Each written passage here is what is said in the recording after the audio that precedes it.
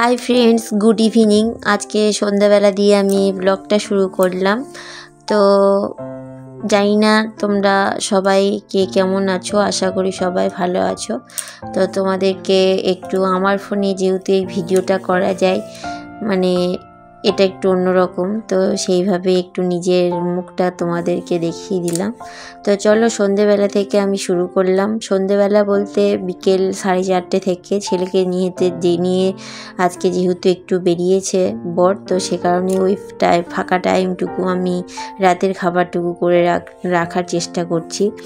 আর এখন সন্ধে বলতে বিকেল 4:30 বাজতে পৌনে 5টার দিকে প্রায় সন্ধে হয়ে যায়। তো আমার সিমাইয়ের পায়েস করা হয়ে গেল, দেখতেই পেলে আমি সিমাইয়ের পায়েস করে নিয়েছি। আর এদিকে আলু কাটছি, আলু আর বড় সেই মটর ডালটা, সেটা দিয়েই আলু আর মটর ডালের তরকারি করব। আর রুটি পরে করব।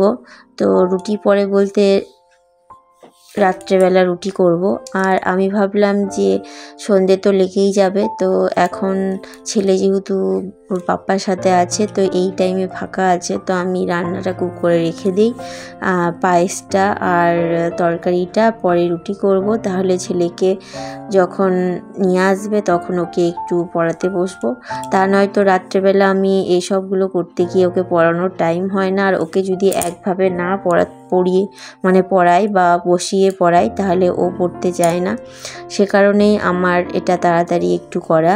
তো আমি দেখো একবারেই আমি যা যা মশলা লাগে সব দিয়ে কষিয়ে আমি প্রেসারে ঢাকা দিয়ে দিয়েছি। দিয়ে আমার তরকারি রেডি হয়ে গেছে, দেখো। আর ডালটা একটু খুব সেদ্ধও হয়ে গেছে। ডালটা ভাবলাম একটু দানা দানা থাকবে, কিন্তু ডালটা সেদ্ধ হয়ে গেছে, আমার একটু সিটিটা বেশি পড়ে গেছে। তো আমার সিমাইয়ের পায়েস আর তরকারি রেডি হয়ে গেছে। দিয়ে আমি রাত্রেবেলা আমি রুটি করছি। রাত্রে বলতে তখন 8:30 বাজে। তো ছেলেকে পড়িয়ে নিয়েছি সন্ধ্যাবেলা, দিয়ে এখন আমি রুটি করছি। আর ভিডিওটা একটু শর্টের মধ্যেই টানার চেষ্টা করছি, কারণ দেখছি এখন ভিউজ হচ্ছে না বা অনেকেই দেখতে চায় না, সে কারণে একটু শর্টের মধ্যে তোমাদের দেখানোর চেষ্টা করলাম। তো আমার রাতের খাবার দেখো রেডি। আর ছেলেকে একটা রুটি, তরকারি আর পায়েস দিয়ে বসিয়েছি। দিয়ে এটা পরের দিন সকালবেলা। তো সকালবেলা আগে বাসি ঘর দোর পরিষ্কার করতে হবে। তো আমি নিচের ঘর থেকে শুরু করলাম, যেহেতু আমরা উপরে থাকছি, তো নিচের ঘরটা ফাঁকা আছে, সে কারণে এখন আমি উপরের ঘরটা পরে পরিষ্কার করি। আগে নিচের ঘর, বারান্দা, রক, উঠোন যা থাকে সব পরিষ্কার করে নিই, তারপর উপরে যাই। উপরে গিয়ে বিছানাটা তুলি, দিয়ে ঘরটা, বারান্দাটা পরিষ্কার করি, তারপরে আমি স্নান করি। আর আজকে বৃহস্পতিবার, আর আমি এই ঘরদোরগুলো পরিষ্কার করে নিচ্ছি। দিয়ে তারপরে ঝাড়ঝাঁটা দিয়ে যা জিনিসপত্র আছে একটু করে মুছে নিই। এইভাবে যদি না মুছে নিই না, একটু ঝেড়ে না নিই, তাহলে মাকড়সার ঝুল হয় প্রচুর। তাই একটু একটু করে তাকগুলোও ঝেড়ে নিই, বা যা থাকে সব কিছু মুছে নিই, ধুলোটাও কম হয়। আর খাটের তলাটাও ঝাড় দিয়ে নিই। তো দেখো আমি এখন ঝাড় দিয়ে নিচ্ছি, তারপরে ঘরটাকে মুছে নেব। আর রান্নাঘরটাও, এটাও সকালবেলা একটু গ্যাসটা মুছে নিলাম।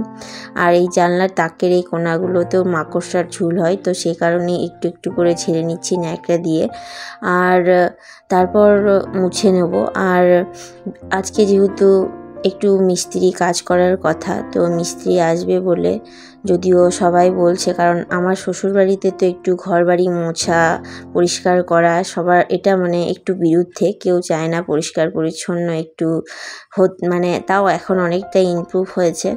আর আমার শাশুড়ি মা একদমই পছন্দ করে না ঠান্ডার মধ্যে ঘরবাড়ি পরিষ্কার করা মোছা, কারণ মেঝেতে ঠান্ডা লাগবে বলে পা পাততে চান না উনি। তো যাই হোক, তার জন্যই আমি আরও তাড়াতাড়ি করে এই সবগুলো কাজ করার চেষ্টা করি। শাশুড়ি ঘুম থেকে উঠতে 7টা বাজে, প্রায় 7টা 7:30 দিকে ঘুম থেকে ওঠে। তো তার আগেই আমি ঘর দোরগুলো মুছিয়ে নিই, না তো তার খুব বিরক্ত ফিল করে। আর আজকে যেহেতু মিস্ত্রি আসবে, সে কারণেই ওদের একটা কথার ছলেই বোঝা যাচ্ছে যে না, আজকে ঘর দোর না মুছলেই হতো, কাজ তো হবেই। তো যাই হোক, বৃহস্পতিবার বলে আমি তবুও ঘরদোরগুলো একটু পরিষ্কার করে নিচ্ছি, নাহলে কেমন লাগবে বলো। তো বৃহস্পতিবার তো লক্ষ্মীবার, একটু ঘরদোর সব মুছতেই হয়। তো মিস্ত্রি আসবে সে তখন দেখা যাবে, আসবে কাজ করবে, কিন্তু সেটা দেখা যাবে পরে। তো যাই হোক, আমি ঘরদোরগুলো মুছে নিচ্ছি। আর আমাদের এটা পুরনো বাড়ি, বুঝতেই পারছো, প্রত্যেকবার আমি ভিডিওতে বলি, তো একটার পর একটা আমাদেরকে সারাতে হয়। আজকে এটা, কালকে সেটা, তো একটু একটু করে গোটা বাড়িটাই সারাতে হবে আমাদের যা অবস্থা। তো আমার এখন রান্নাঘরটাও ঝাড় দিয়ে নিলাম। বারান্দার মধ্যে আমি রান্না করি, এক সাইডে রান্নাঘর আর এক সাইডে রান্না করি, আর এক সাইডে ডাইনিং বসানো আছে।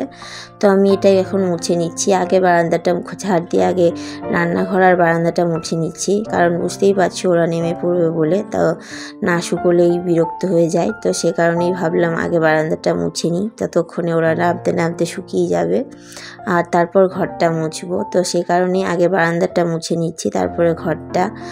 আর এটা একটা আমি বলতে চাইছিলাম না, কিন্তু বলেই ফেললাম, এটা একটা নিন্দের মতো কথা হয়েই গেল, সমালোচনা করে ফেললাম। তো জানি না, মানে মুখ ফসকিয়ে বেরিয়েই গেল কথাটা, সে কারণেই বলে ফেললাম। তো যাই হোক নিচেরটা গুছিয়ে নিয়েছি, দিয়ে ওপরে চলে এসেছি। দিয়ে ছেলে ঘুম থেকে উঠে পড়েছে, আর আজকে ওকে স্কুল দিতে যায়নি, শরীরটাও ভালো নয়, প্রচুর ঠান্ডা লেগেছে। তো মিস্ত্রি কাজ হচ্ছে বলে ওর পাপার সাথে ওইদিকে ছাদে মিস্ত্রি কাজ দেখছে। তো এই ফাঁকে আমি এই বিছানাগুলোকে গুছিয়ে নিচ্ছি। আর আমার অন্যদিন বেলা 10টা সাড়ে 10টার মধ্যে আমার সব কাজ কমপ্লিট হয়ে যেত, বাসি কাজকর্ম, স্নান, পুজো, সব কিছু। আর আজকে আমার অনেকটাই লেট হয়ে গেল। তো লেট হয়ে গেল বলতে মিস্ত্রি কাজ করছে, তারপর বাথরুমে পাইপ সেটিং করা আছে, ফলে ভাবলাম ওদের একটু মশলাটা মাখা হয়ে যাক, তারপর আমি স্নান করব। তো সে কারণেই একটু দেরি হয়ে গেল, তো জলটা ওরা নেবে বলে।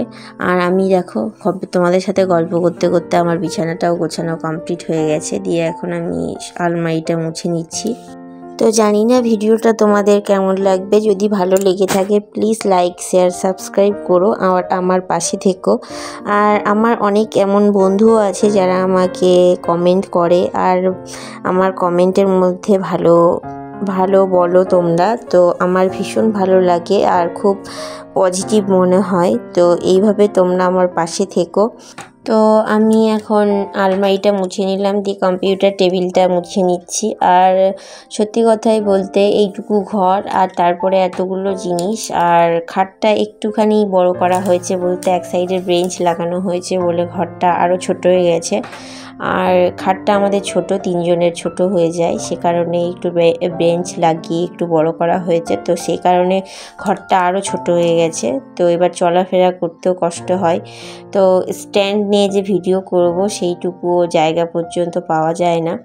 তো আমি খাটের মধ্যে মোবাইলটাকে বালিশের মধ্যে ঠেসা দিয়ে রেখেছি, তারপরে আমি ভিডিও করছি। তো বুঝতেই পারছো এত ছোট ঘর। আর যেহেতু একটা বাচ্চা থাকে বলে একটা বাচ্চার জিনিসপত্র এটা সেটা মানে সেগুলো তো আছেই। তো সেগুলো যদি পরিপাটি করে ঠিকঠাক করে না রাখি তো ঘরে জায়গা থাকবে না। আর ছেলে সত্যি খুব খেলনা টেলনা এটা সেটা নিয়ে এসে ফেলে রাখে, সেগুলোকে পাট করে গুছিয়ে রাখি। এগুলোকে মুছে নিচ্ছি। আর বাবার বাড়ি থেকে এসে সবটা টানা একবারে সব ক্লিন করে ছেড়েছি, যেমন করে মানুষ পুজোর সময় ক্লিন করে সেভাবে ক্লিন করেছিলাম। কিন্তু প্রতিদিন মানে সেগুলোই ডিপ ক্লিন করেছিলাম, যেহেতু অনেক দিন পর বাড়ি ফিরেছি বলে। আর এখন এরকম করে একটু একটু করে ঝেড়ে নিই। আর তারপরে সিলিংগুলোতে একটু ঝুল হলে এরকম করেই বারুন দিয়ে বা ঝুলঝাড়ু দিয়ে একটু করে ঝেড়ে নিই। তো আজকের জন্য এইটুকুই। সবাই ভালো থেকো, সুস্থ থেকো, টাটা।